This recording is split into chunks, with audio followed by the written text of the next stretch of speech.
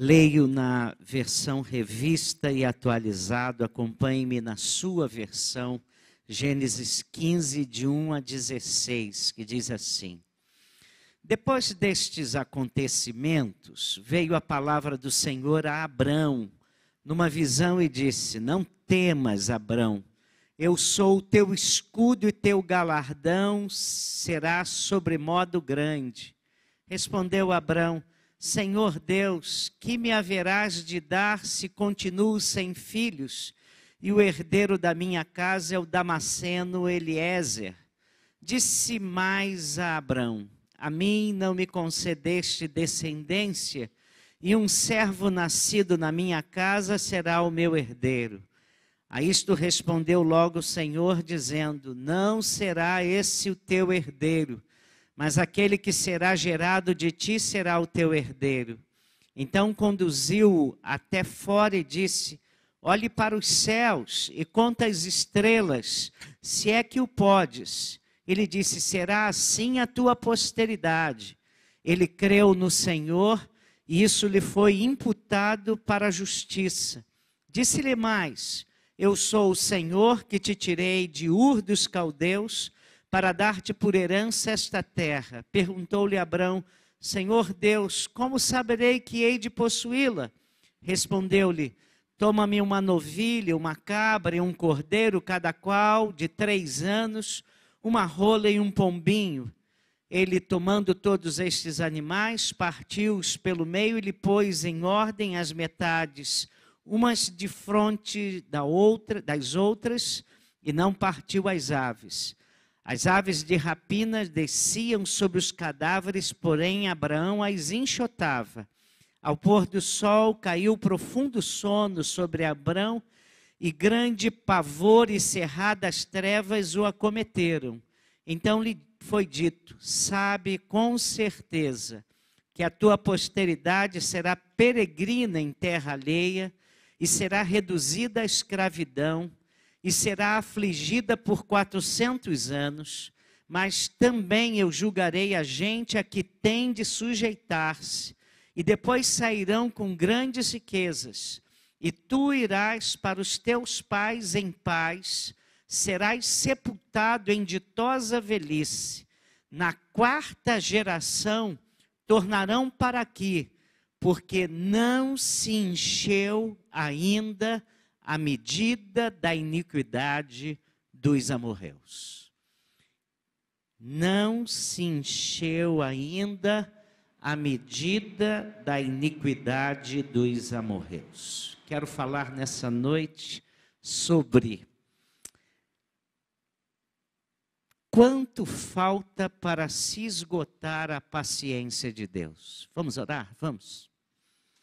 Pai, estamos diante dessa palavra santa, que é viva e eficaz. Quando teu Espírito a toma e usa para aplicá-la no nosso coração, ela tem um efeito tremendo. Então, ó Deus, nós não prescindimos nessa hora de deixarmos o teu Espírito agir em nossas vidas, fazendo uma obra de relevância dessa palavra para o nosso coração. Que essa mensagem entre na nossa vida, que ela, ó Deus, faça uma mudança que o Senhor quiser fazer, de tal maneira que saiamos daqui compreendendo-a bem e aplicando-a em nosso coração para a edificação das nossas vidas, para a glória do teu nome. Em nome de Jesus oramos. Amém. Queiram se sentar, irmãos e amigos, deixem suas Bíblias abertas. Quem conhece um pouco a história de Abraão sabe que no capítulo 12 de Gênesis, Deus o chamou de Ur da Caldeia para ele ir para uma terra que Deus mostraria, e ele seria pai de uma grande nação. Deus disse para ele: sê tu uma bênção, você vai ser pai de uma grande nação. E Abraão, conquanto já fosse um homem rico, ele não tinha filhos, ele tinha uma esposa estéril. E Deus fez essa promessa quando Abraão tinha 75 anos de idade. E os tempos foram passando, os dias, relógios se adiantando, e não vinha herdeiro. E um dia, Deus renova e diz para Abraão: você vai ser herdeiro. Ele disse: como é que eu vou ser herdeiro se eu não tenho um único filho? Eu acho que tudo meu vai ficar para o meu mordomo, que é muito fiel. Ele é damasceno, ele é de Damasco. Então Deus pede que Abraão saia, vá para fora da sua tenda e olhe para as estrelas do céu. E Abraão saiu e viu um céu bem estrelado. E disse: Deus, como é que eu posso ter certeza de que isso que vai acontecer? Porque Deus disse assim: os seus descendentes serão como essas estrelas do céu. Como é que eu posso ter certeza de que isso vai acontecer? Eu não tenho filhos, meu herdeiro até agora é esse meu mordomo. E então a Bíblia diz que Deus disse: vai acontecer, creia. E a Bíblia diz que Abraão creu e isso foi imputado por justiça. E Abraão toma posse dessa promessa, crendo contra o impossível, e a Bíblia diz que isso tornou justo. E Deus chama-o para fazerem um pacto. E diz a palavra de Deus que Abraão perguntou: quando é que saberei que possuirei essas terras e essa herança que o Senhor está me prometendo? E Deus disse para ele: antes eu quero fazer um pacto com você. E aí Deus pede para ele cortar uma novilha, uma cabra, um cordeiro, cada qual de 3 anos, uma rola e um pombinho. E diz: você vai cortar esses animais ao meio. E eu quero lembrar que Levítico e a lei de Moisés só vão acontecer 430 anos na frente. A instituição levítica ainda não havia aparecido. Então Deus pede que ele sacrifique esses animais. E há um homem chamado Derek Johnson que diz que esse pacto é a essência do Antigo Testamento. Era assim que se fazia um pacto naqueles tempos entre os povos e as tribos daquela época e daquele local. Quando eles queriam se comprometer um com o outro, eles faziam assim. No pacto se fazia entre aqueles povos naqueles dias. Abraão conhecia muito bem. As 2 pessoas passavam entre os animais partidos, como que dizendo: se eu quebrar essa aliança que eu estou fazendo com você, você pode fazer comigo exatamente como fizemos com esses animais. Então, foi mais ou menos assim que seria feito o pacto entre Deus e Abraão. Mas é interessante que em Gênesis 15, Abraão não atravessa no meio dos animais. Ao contrário, todo sacrifício que normalmente era feito, quando as 2 pessoas atravessavam entre os animais, aqui apenas Deus passa por meio de um fogareiro fumegante. E uma tocha de fogo passou entre aqueles 2 pedaços. Como se Deus estivesse dizendo para Abraão o seguinte: eu faço um pacto, eu faço uma aliança com você. A minha promessa é validada pelo meu caráter. E se eu falhar, se eu quebrar essa aliança feita com você, eu sou o Deus que você pode partir em dois. Como se a unidade divina pudesse ser fragmentada. Não foi Abraão que fez um pacto com Deus. Foi Deus quem fez um pacto com Abraão. Na cruz também não fomos nós quem fizemos um pacto com Deus. Foi Deus quem fez um pacto conosco. Aquele que não conheceu o pecado, Deus o fez pecado por nós, para que nele fôssemos feitos justiça de Deus. A Bíblia diz qual era a parte de Abraão naquele pacto. Sabe qual era a parte de Abraão naquele pacto? A parte de Abraão era crer. Tudo que Abraão tinha que fazer era que Deus cumpriria o que ele estava dizendo. Abraão creu, diz o texto, e isso lhe foi imputado por justiça. Deus o considerou um homem justo porque ele creu. É assim também que acontece na cruz. Deus coloca em Abraão a justiça que ele não tinha porque ele simplesmente creu. E nós, a justiça que nós precisamos para comparecer diante de Deus também é essa. É crermos no currículo de Cristo. É crermos naquilo que Cristo fez por nós e não crermos em nós. Nós não temos currículo para nos oferecermos e nos apresentarmos diante de Deus. E há uma frase no capítulo 15, que eu quero gastar um tempo com vocês pensando nela. Quando Deus começa a falar para Abraão acerca do futuro. Algumas coisas que iam acontecer com Abraão e a sua descendência. Note.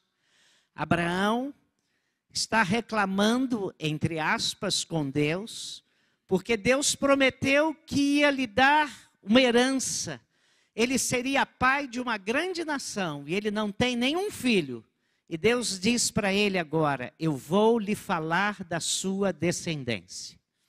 E começa a contar para Abraão o que aconteceria com os seus descendentes e como os seus descendentes viveriam em um país estrangeiro 400 anos.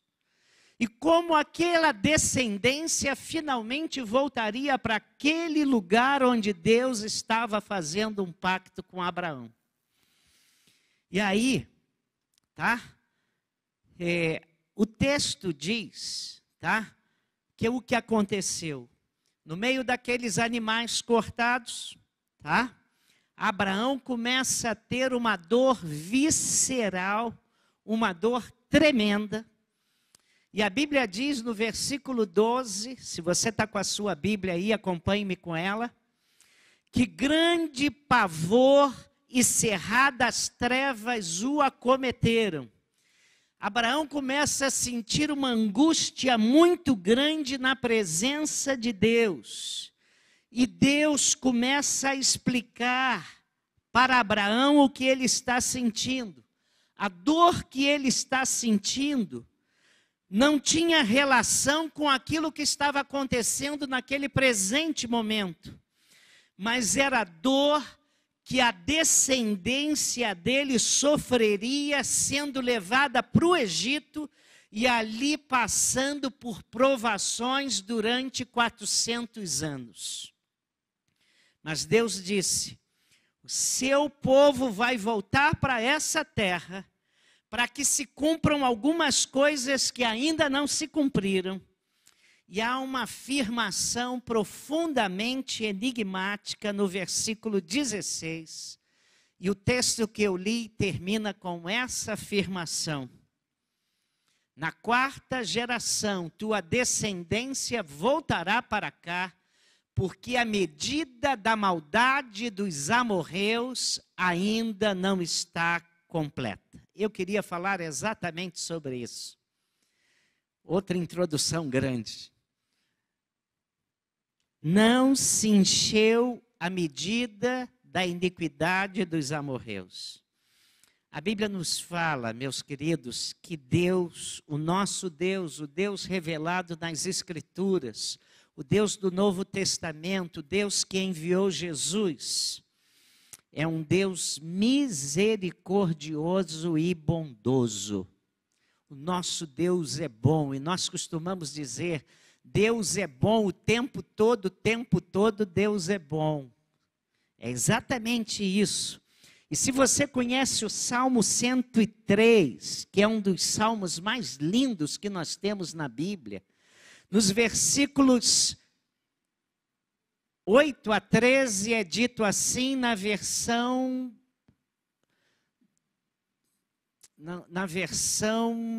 da linguagem de hoje. Na versão século 21. O Senhor é compassivo e misericordioso, muito paciente, cheio de amor. Não acusa sem cessar, nem fica ressentido para sempre. Não nos trata conforme os nossos pecados, nem nos retribui conforme as nossas iniquidades. Pois como os céus se elevam acima da terra, assim é grande o seu amor para com os que o temem. E como o Oriente está longe do Ocidente, assim ele afasta para longe de nós as nossas transgressões. Como um pai tem compaixão de seus filhos, assim o Senhor tem compaixão dos que o temem. Irmãos, o Senhor é muito benigno, diz uma tradução. Esse é o Deus das Escrituras. É um Deus de misericórdia, é um Deus de alianças, de pactos, é um Deus de reconciliação, é um Deus de restauração.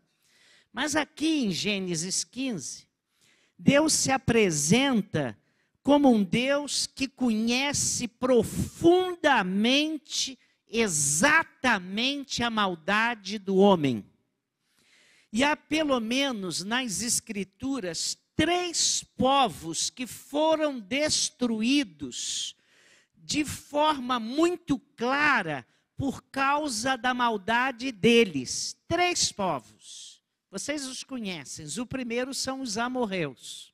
Esses que Deus está dizendo, olha, o seu povo vai ser levado para o Egito, vai ficar lá e vai voltar aqui 400 anos depois, porque depois de 400 anos, quando eles voltarem, de sofrimento lá, a medida da maldade dos amorreus já passou da conta e eu vou destruí-los. Pois bem, os amorreus foram destruídos, e nós não sabemos quase nada dos amorreus, temos pouquíssimos vestígios arqueológicos de que existiu um povo chamado amorreu. Mas foi um povo que acabou. Depois 2 cidades que acabaram também, Gênesis 19 fala, vocês vão repetir para mim quais foram as 2 cidades? Sodoma e Gomorra. Bom, vocês estão acordados, pelo menos falaram em Sodoma e Gomorra. Muito bem. Irmãos, foram destruídas por causa da sua maldade. Mesma coisa Deus disse a Jonas, vá a Nínive, porque se Nínive não se arrepender, eu vou destruí-la. E Jonas foi contra a vontade a Nínive, pregou a mensagem mais pachorrenta que um mensageiro de Deus já pregou. Ele pregou assim, 40 dias e vocês vão ser destruídos. Todo mundo se arrependeu e Nínive não foi destruída. O que Deus está dizendo para Abraão é o seguinte, ainda não vou julgar esse povo que vive aqui, porque a medida da maldade dele ainda não acabou. A minha paciência ainda está suportando esse povo. Agora eu leio para vocês Provérbios 29, versículo 1, na versão século 21. Olha o que diz. Quem persiste no erro, depois de repreendido várias vezes, será destruído de repente, sem que haja cura. A versão tradicional diz assim: o homem que muitas vezes é repreendido e endurece a cerviz, será quebrantado de repente, sem que haja cura. Parece que Deus vai chamando a atenção, vai repreendendo, vai advertindo as pessoas, os povos na sua maldade, vai convocando as pessoas a voltarem, e as pessoas não se voltam para Ele. A maldade desses povos, a maldade dessa gente vai se acumulando como se fosse um depósito, um verdadeiro arsenal de iniquidades, um arsenal de pecados, que vão sendo depositados na conta espiritual dessas pessoas e na conta espiritual desses povos. E aí, de repente, Deus diz assim: agora chega, e acaba tudo.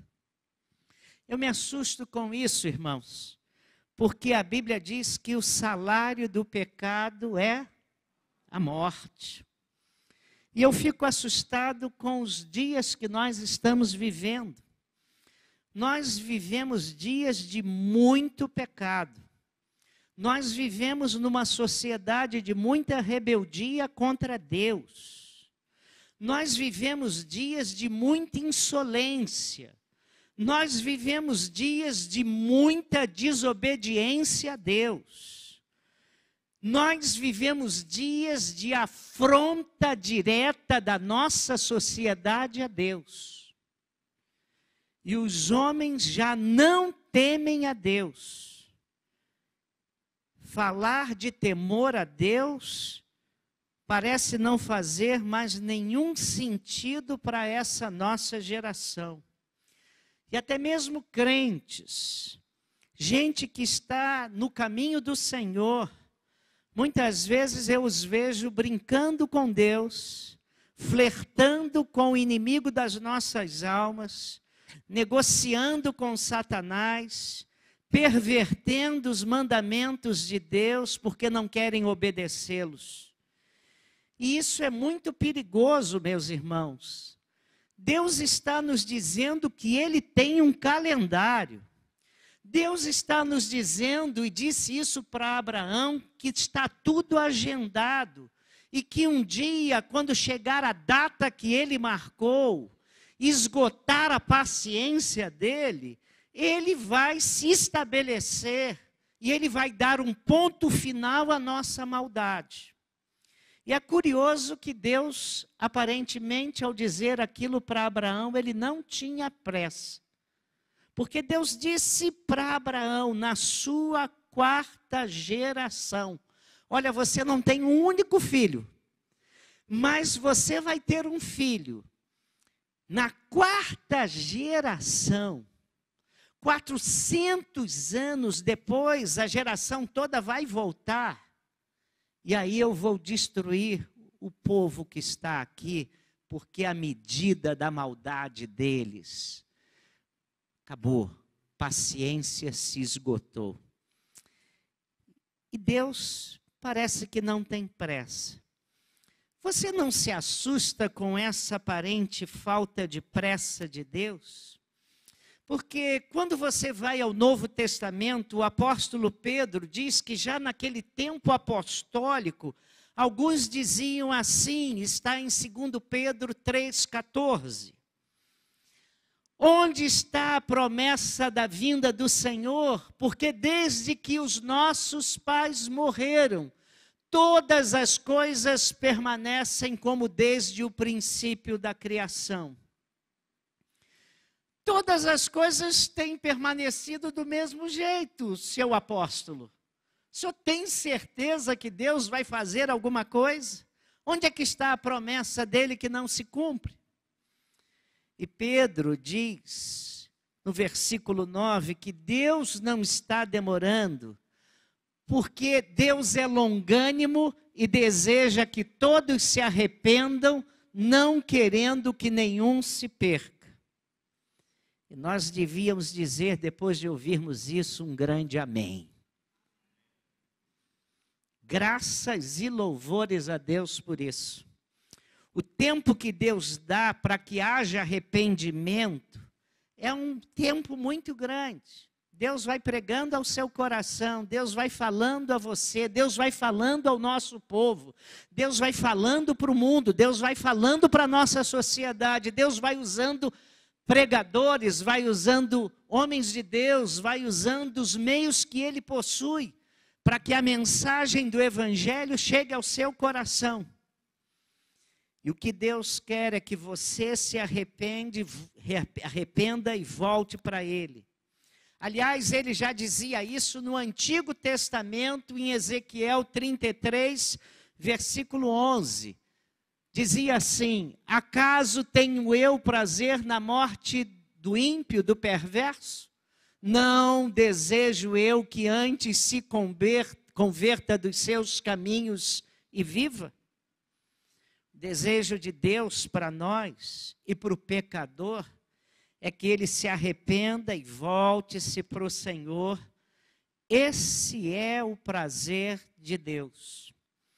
Paulo, em 1 Tessalonicenses 2,16, ele está falando de um povo que não somente tinha matado o Senhor Jesus, mas tinha matado os seus profetas, mas também estavam perseguindo os cristãos primitivos.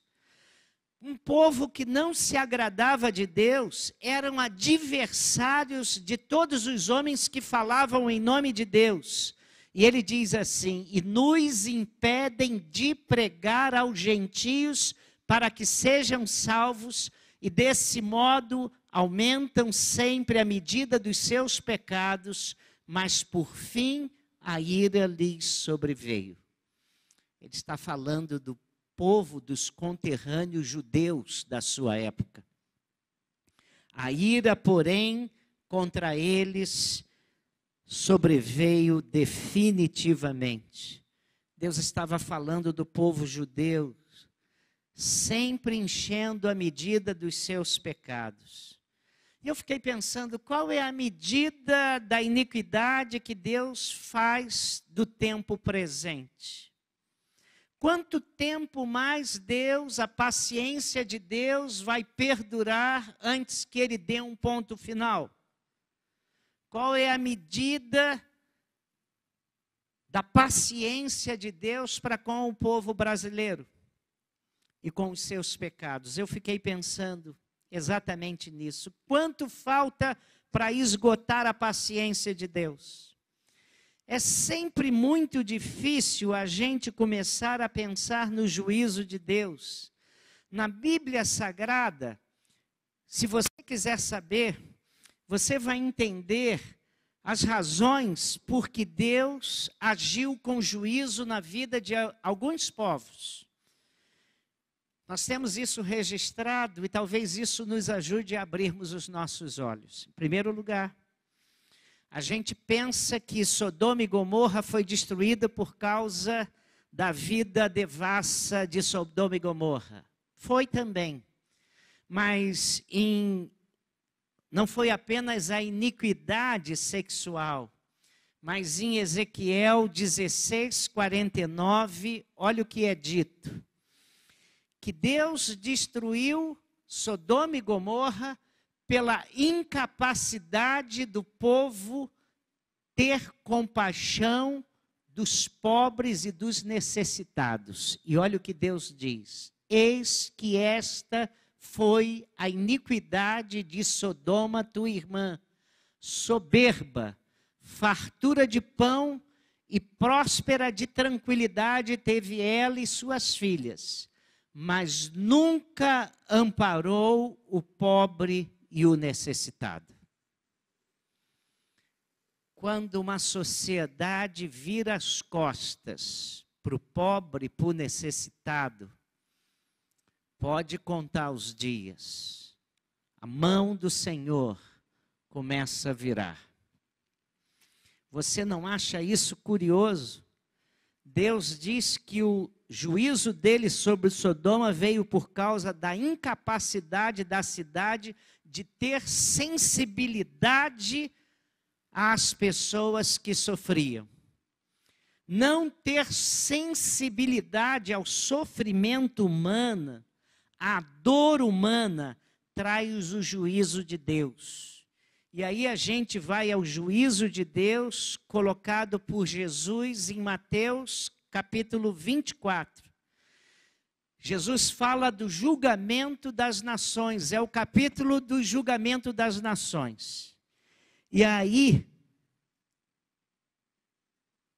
Jesus disse assim: tive fome e não me destes de comer. As pessoas estavam sendo condenadas, porque Jesus disse: tive fome e não me destes de comer. Mas quando nós tivemos fome, quando vocês não viram seus irmãos nas suas necessidades. Mas é a segunda coisa na Bíblia. Outra coisa que traz muito juízo de Deus nas Escrituras é a questão da imoralidade. Maldade humana, imoralidade, depravações trazem o juízo de Deus. E em Ezequiel 16:58 fala da mesma coisa sobre Sodoma e Gomorra e diz assim: as tuas depravações e as tuas abominações tu levarás, diz o Senhor. Está falando isso para Sodoma. As depravações morais, as abominações cometidas por aquele povo trouxeram o juízo de Deus. Mas há uma terceira coisa. A palavra de Deus diz outra coisa que traz juízo de Deus: feitiçarias e bruxarias. A Bíblia diz que Nínive também foi destruída por isso, porque Deus levantou Jonas para pregar contra a maldade de Nínive. Nínive se arrependeu e Deus poupou Nínive. Passado algum tempo, Deus levantou um profeta chamado Naum. E já não houve mais paciência para Nínive. E Deus está dizendo através de Naum que vai destruir e que vai botar a mão pesada dele. Leio Naum 1, de 1 a 3. Advertência contra Nínive. Livro da visão de Naum de Elcós. O Senhor é Deus zeloso e vingador. O Senhor é vingador. Seu furor é terrível. O Senhor executa vingança contra os seus adversários e manifesta o seu furor contra os seus inimigos. O Senhor é muito paciente, mas o seu poder é imenso. O Senhor não deixará impune o culpado. O seu caminho está no vendaval e na tempestade, e as nuvens são a poeira dos seus pés. Agora vamos ler o capítulo 3, de 4 a 6. Tudo por causa do desejo desenfreado de uma prostituta sedutora, mestra de feitiçarias, que escravizou nações com a sua prostituição e povos com a sua feitiçaria. Eu estou contra você, declara o Senhor dos Exércitos. Vou levantar o seu vestido até a altura do seu rosto. Mostrarei às nações a sua nudez e aos reinos as suas vergonhas. Eu jogarei imundície sobre você e a tratarei com desprezo. Farei de você um exemplo.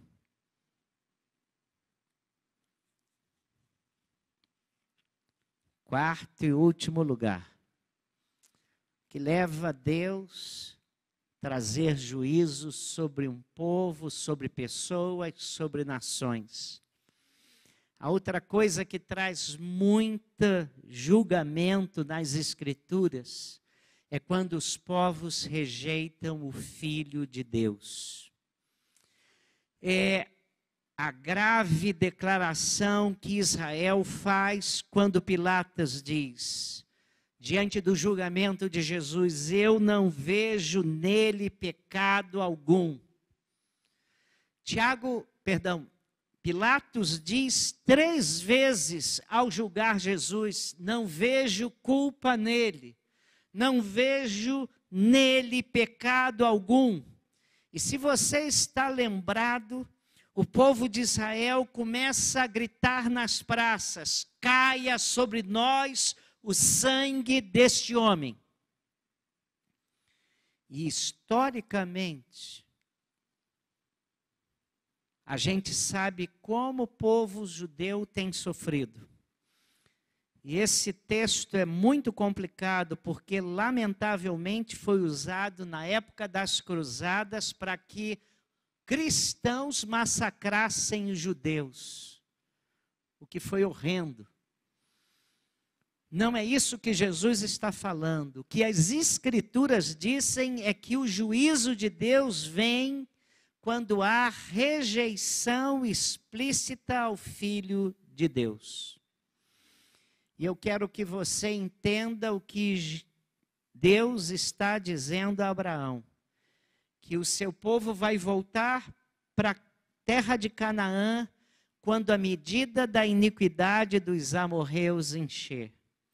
A sensação que eu tenho é que Deus está fazendo a mesma coisa com a nossa geração. A medida da iniquidade da nossa geração está enchendo. E vai chegar um dia em que Deus vai dizer, basta. Deus não faz isso agora porque Deus é muito paciente. E Deus não quer que ninguém se perca. Deus quer que todos se salvem. Mas Deus anda batendo a porta de coração de muita gente. Deus anda batendo a porta de nações. Deus anda batendo a sua porta. Querendo que você se arrependa e creia, que você largue os seus pecados, confesse-os diante de Deus e receba Jesus como seu Senhor e Salvador. Mas Deus é paciente com você. A Bíblia diz que Deus vem julgar e que o julgamento de Deus é implacável. Mas Deus é misericordioso e bondoso. Ele prefere, primeiramente, operar com graça e misericórdia. E a graça de Deus anda batendo na sua vida. A graça de Deus, através do Evangelho de Jesus Cristo, anda falando ao seu coração.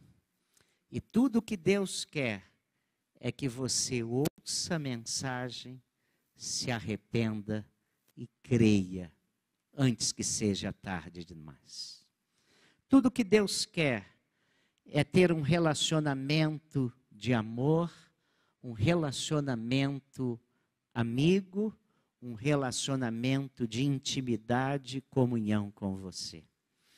Deus pode e um dia vai julgar, mas hoje Ele prefere salvar. Ainda hoje, Ele prefere pacientemente falar ao seu coração. Arrependa-se e creia no Evangelho. Quando Paulo estava pregando aos crentes em Atenas, ao povo de Atenas, Paulo disse uma frase extraordinária. Deus, não tendo em conta os tempos de ignorância, anuncia a todos que se arrependam e creiam naquele que Ele ressuscitou dentre os mortos. É exatamente isso que Deus quer da sua vida, meu amigo. Ele estabeleceu o dia em que há de julgar vivos e mortos. Em determinado momento da história, a paciência de Deus vai acabar. Não sei quando vai acabar. Para Abraão, ele disse, vou lhe dizer o que vai acontecer depois que você tiver uma geração que for levada cativa para o Egito e vai ficar lá sofrendo 400 anos. Aí, quando a minha paciência acabar aqui, eu vou trazer de volta. Minha oração é que a paciência de Deus não acabe com você, porque isso acontece individualmente. A Bíblia diz que Esaú, irmão de Jacó, era leviano, nunca levava as coisas de Deus a sério. Sempre achava que era brincadeira. Sempre achava que dava para adiar mais um tempo. Conheceu o avô piedoso, conheceu o pai piedoso, mas nunca foi uma pessoa piedosa. E a Bíblia diz que houve uma época em que ele, chorando, quis se arrepender. Não houve oportunidade para ele se arrepender. Era tarde demais. A mão do Senhor é bondosa. Deus é bom e misericordioso. Deus hoje aceita você como você está, como você é, com os seus pecados, com as suas dúvidas e com a sua vida pregressa. Não importa a sua vida. Que Deus anuncia para você: arrependa-se, creia no Evangelho. Creia em Deus. Venha para Deus. Submeta-se a um Deus amoroso. Porque a cota de iniquidade, se aumentar muito, a paciência de Deus acaba.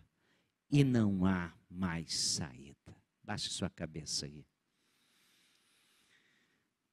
Talvez você que está me ouvindo pela internet, já tenha ouvido do Evangelho do seu pai piedoso, da sua mãe piedosa, da sua esposa piedosa, do seu marido piedoso, gente que tem orado por você, gente que tem pedido: Senhor, tem paciência, quebranta o coração, Senhor, fale, ó Deus, que ele possa crer, que ele possa se arrepender, que ele, no tempo certo, ele se derrame diante do Senhor, crendo, pedindo salvação, aceitando o perdão de Jesus, dizendo: eu quero andar com Deus, eu quero reconciliar-me com o Senhor.